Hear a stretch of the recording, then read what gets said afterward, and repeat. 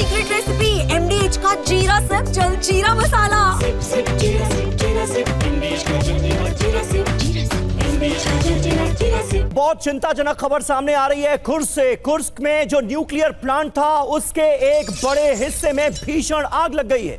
यूक्रेनी हमले से प्लांट में आग लगने की आशंका जताई गई।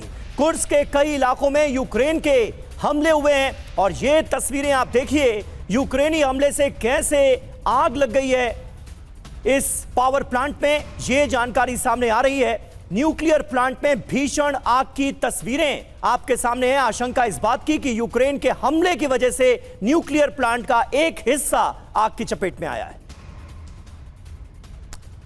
तो देखिए एक बार फिर से जो कुर्स्क है वो धधकता हुआ नजर आ रहा है और इस बार जो टेंशन है वो और ज्यादा बढ़ गई क्योंकि यहां पर जो न्यूक्लियर प्लांट है वहां पर ठीक इसके करीब हमला हुआ है और अब वहां से धुआं निकलता हुआ नजर आ रहा है। यह सभी के लिए चिंता का विषय और सवाल यह है कि इस हमले के बाद व्लादिमीर पुतिन क्या करने वाले हैं। तो अब आपको बता देते हैं कि यूक्रेन ने रूस में कहां पर हमले किए और उसने रूस को आखिर कितना नुकसान पहुंचाया, कितना डैमेज हुआ है। यूक्रेन का प्रचंड प्रहार, सीज फायर ट्रंप का एक बहुत बड़ा भ्रम है क्या, यह सवाल उठना लाजमी है। दरअसल कहां पर हमले हुए पहले आप यह देख लीजिए। कुर्स्क में हमला हुआ और अब यहां पर न्यूक्लियर पावर प्लांट जो है वहां से आग निकलती हुई नजर आ रही है। इसके अलावा पोक्रोवस्क की बात करें, यहां पर यूक्रेन ने MLRS से अटैक किया है। सोलेडार की बात करें, Su-27 से गाइडेड बम गिराए गए, फाइटर जेट का इस्तेमाल किया गया। रोस्टोव में ड्रोन अटैक किया गया और इसके बाद वहां पर भी आग लगी हुई नजर आ रही है। अब आप देखिए कुर्स्क एटमी प्लांट में आग, क्या यह महाविनाश की शुरुआत माना जाए? कुर्स्क एटमी प्लांट में आग, क्या महाविनाश यहां से होगा? दरअसल यूक्रेन की रणनीति क्या नजर आ रही है? एटमी प्लांट और ऑयल रिफाइनरी पर अटैक करना, प्लांट पर हमले से बिजली सप्लाई को ठप करना, रिफाइनरी पर हमले से आर्थिक नुकसान पहुंचाना। कुर्स्क न्यूक्लियर प्लांट को आप जरा समझिए, रूस के 3 अहम पावर प्लांट में से एक है। सभी प्लांट के उत्पादन का 52% अकेले कुर्स्क से है। 2 एक्टिव रिएक्टर यहां पर मौजूद है और यही वजह है कि चिंता बहुत ज्यादा बढ़ गई है। सेंट्रल चेर्नोजेम प्लांट का प्रमुख सप्लायर है lieutenant general Nitin Kohli sir.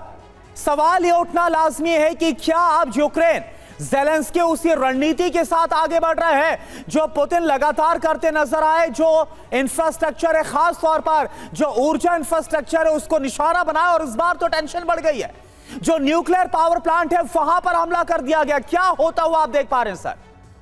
देखिए सिचुएशन इस समय काफ़ी कॉम्प्लेक्स है। यहाँ पर उनकी लास्का मीटिंग के बाद में जो NATO ने USA में जाकर के मीटिंग करी और उसके बाद में जो स्टेटमेंट दिए हैं उन्होंने कि वो पूरी तरह से यूक्रेन को सपोर्ट करेंगे, अपना पैसा भी लगाएंगे, तो उससे यूक्रेन के हौसले थोड़े बड़े हैं।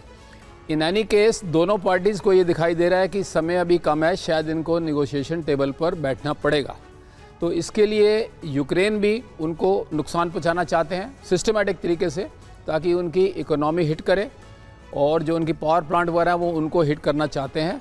और दूसरा, अगर कुछ लैंड इनके पास होगी तो जब लैंड स्वैप होता है तो वो इतने कमज़ोर नहीं दिखाई देंगे, कुछ लैंड इनके पास भी होगी।